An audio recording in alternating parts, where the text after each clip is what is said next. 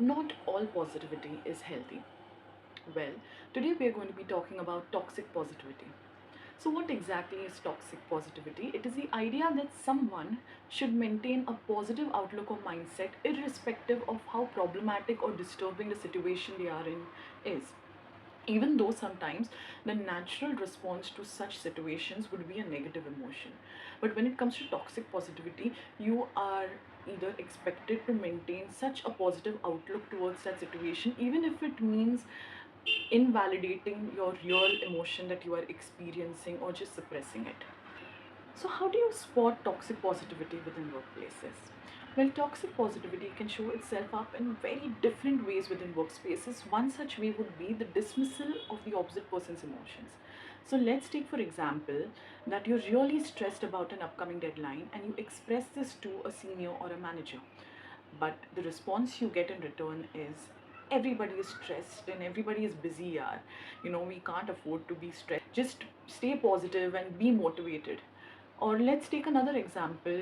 You believe that your ideas are never really being heard or they never consider it, and you express this to a senior, and all you hear is, oh, you're just overthinking, there's nothing like that, just stay positive and keep coming up with different ideas. The next example of toxic positivity within your workplace, or a way of spotting it, would also be rewarding burnout.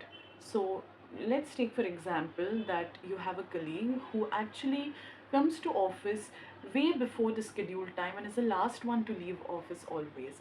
Now, your managers, instead of appreciating the efforts that this specific person is putting into the work, or their output, or the actual impact that they have brought to the team, they're actually going ahead and only appreciating the fact that this person is overworking and is overcommitting to the company, and that is amazing, right? So you're only rewarding and praising the person for pushing through, even if it is at the cost of their actual well-being. Now that is extremely problematic. And one of the last examples I would give here would be the forced, you can say, forced positive uh, culture.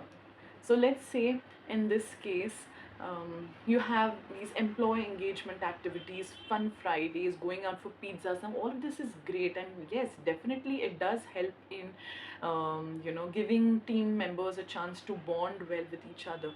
But in what happens in all of this is that attendance in such activities is mandatory, and at the same time you expect enthusiasm, irrespective of what the entire day looked like, irrespective of what the entire week looked like for that specific team, right? So all of these activities are great, but simultaneously team members, or team leaders rather, should take the initiatives to make sure that people are actually bonding even without those activities or other than those activities.